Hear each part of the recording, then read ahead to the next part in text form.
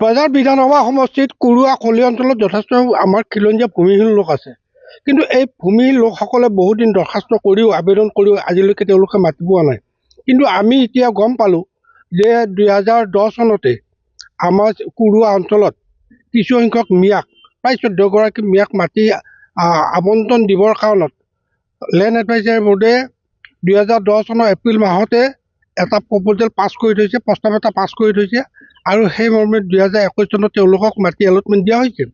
এতিয়া মূল বিষয়টো হ'ল যে যিসকল বাংলাদেশী আছে, যিসকল মিয়া আছে, এইসকলৰ বিৰুদ্ধে আমি সদায় মাত মাতি আহিছোঁ তেওঁলোকক মাটি দিব নালাগে, তেওঁলোকক উচ্ছেদ কৰিব লাগে এই বুলি। আৰু আমি দেখা পাইছোঁ বাৰে বাৰে কোৱা স্বত্বেও, বাৰে বাৰে প্ৰতিবাদ কৰা স্বত্বেও একাংশ ৰাজনৈতিক নেতাই, একাংশ প্ৰশাসনীয় বিষয়াই জাতিটোক ধ্বংসৰ মুখলৈ ঠেলি দি নিজে কেৱল ধন ঘটাৰ স্বাৰ্থতে মিয়া মানুহক মাটি আবণ্টন দিয়া দেখা গৈছে। আৰু যি 14গৰাকী মানুহক 2010 চনত তেওঁলোকে মাটি আবণ্টন দিছে, এই ঘটনাটো সম্পৰ্কত আমি মুখ্যমন্ত্ৰীৰ হস্তক্ষেপ বিচাৰি তেওঁলোকৰ আবণ্টন কেঞ্চেল কৰিবৰ কাৰণে আমি দৰখাস্ত দিম, এই কথাটো জনালোঁ।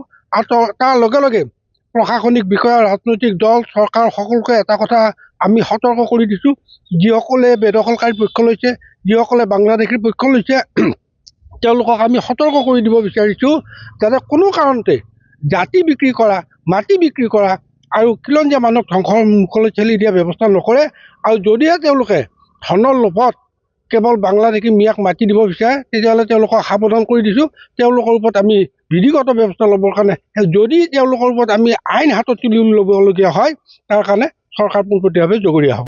ছাত্ৰ সন্থাই আমি সদায় কৈ আহিছোঁ যে খিলঞ্জীয়া আমাৰ যিখিনি মানুহ আছে, অসমীয়া মানুহ আছে, খিলঞ্জীয়া মানুহখিনিয়ে ভূমিৰ পট্টা পাব লাগে আৰু বিভিন্ন আমি দাবী কৰিও আহিছোঁ।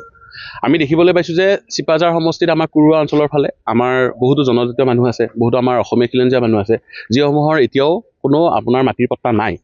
আমি সেইসকল লোকৰ কাৰণে দৰংজীয়া ছাত্ৰ সন্থাই, চিপাঝাৰ অঞ্চল ছাত্ৰ সন্থা, কুৰুৱা অঞ্চল ছাত্ৰ সন্থাই আমি বিভিন্ন সময়ত দাবী উত্থাপন কৰি আহিছোঁ যে তেওঁলোকক ভূমিৰ পট্টা প্ৰদান কৰক। কিন্তু এতিয়া এটা তথ্য এটা নতুনকৈ পোহৰলৈ আহিছে, এইকেইদিন এই সময়ত আহিছে যে লেণ্ড এডভাইজাৰী বোৰ্ডে কিছুমান অখিলঞ্জীয়া লোকক, বাহিৰৰ পৰা অহা লোকক তেখেতসকলে মাটি এলট কৰিছে।